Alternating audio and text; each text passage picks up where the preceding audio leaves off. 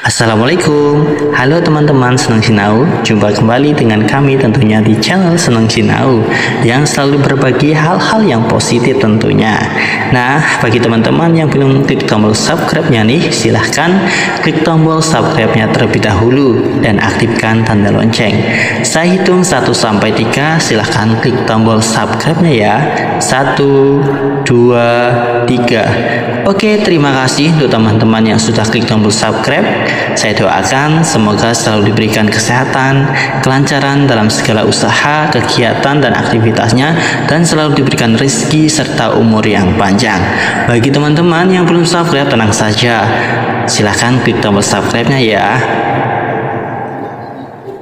Oke, kali ini kami akan membagikan sebuah hal yang tentunya akan bermanfaat untuk kita semua. Perhatikan dengan seksama. Kisah ini saya minta ceritakan sendiri oleh kakak Selvi yang sudah bisa hidup sukses dan berprofesi sebagai perawat. Kakak yang bernama Selvi Lestari Sinurat ini. Kakak ini adalah seorang perawat di Rumah Sakit Pantai Indah Kapuk, Jakarta. Kakak ini mulai bekerja di rumah sakit ini mulai tahun 2019 dengan sekarang. Namun, hal yang harus Kak Selvi lalui untuk mencapai itu semua bukanlah hal yang mudah.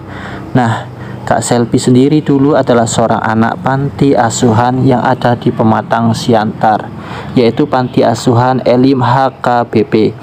Kehidupan di panti asuhan itu bukanlah suatu hal yang mudah katanya, di mana ia harus bertemu banyak orang yang memiliki sifat dan juga orang-orang yang berbeda.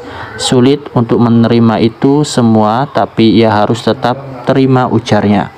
Waktu SD, Kak Selvi ini bersekolah di SD Negeri 124393 Pematang Siantar dan melanjutkan ke SMP di SMP RK Cinta Rakyat dan SMK juga di SMK Pariwisata HKBP Pematang Siantar juga.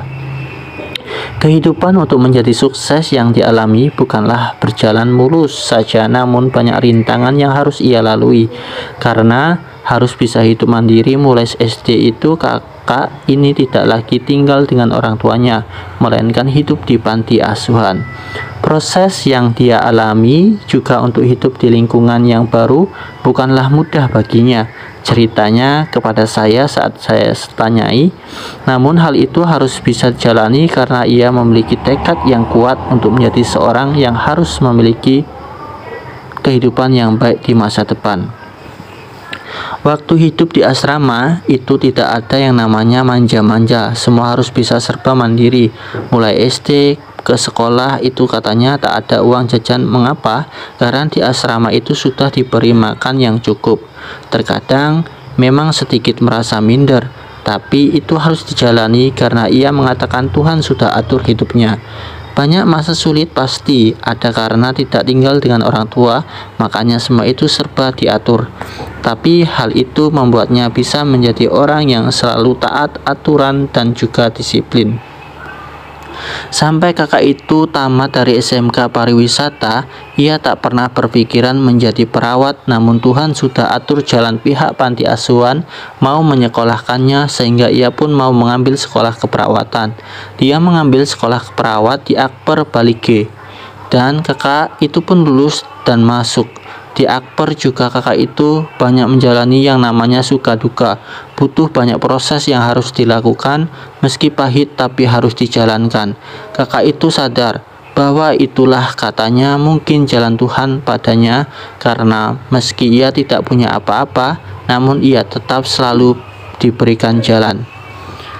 Sebelum ia wisuda, ia juga sudah ditinggal pergi oleh bapaknya. Namun, apa boleh buat, motivasi untuk menjadi seorang perawat itu tetaplah satu pegang kuat dan tetap harus semangat. Dan pada tahun 2018, ia pun tamat dari Akper HKBP Balige. Hingga akhirnya ia memutuskan untuk merantau ke Jakarta. Dan pada saat melamar pekerjaan di Rumah Sakit Pantai Indah Kapuk, Jakarta, dan ia pun diterima untuk bekerja di sana hingga sekarang.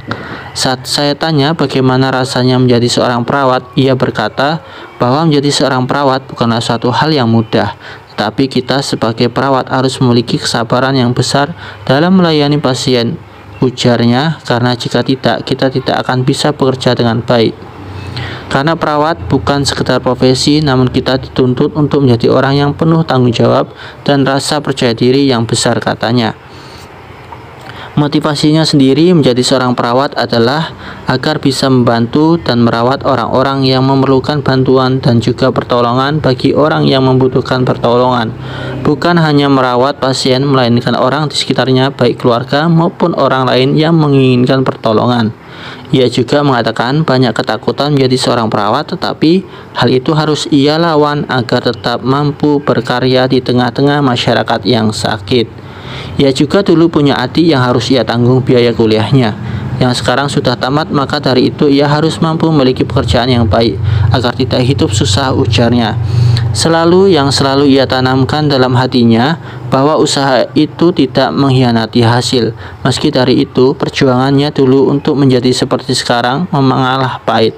Tetapi aku dapat menikmati hasil yang amat baik sekarang, katanya.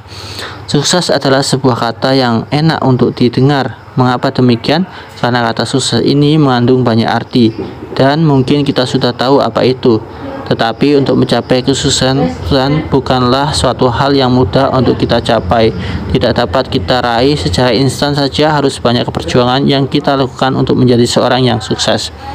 Dari cerita di atas, kita harus belajar untuk bisa hidup mandiri seperti Kak Selvi sendiri. Karena kita harus bisa berdiri kepala tegak dan tidak harus selalu menguntungkan kehidupan kita kepada orang lain. Saya selalu ingat bahwa ada kalimat seperti ini: keajaiban itu adalah hasil dari kerja keras. Hal ini benar karena di saat ada kesuksesan dalam kehidupan kita, itu juga ada keajaiban. Mungkin itu akan menjadi suatu hal yang luar biasa buat kita.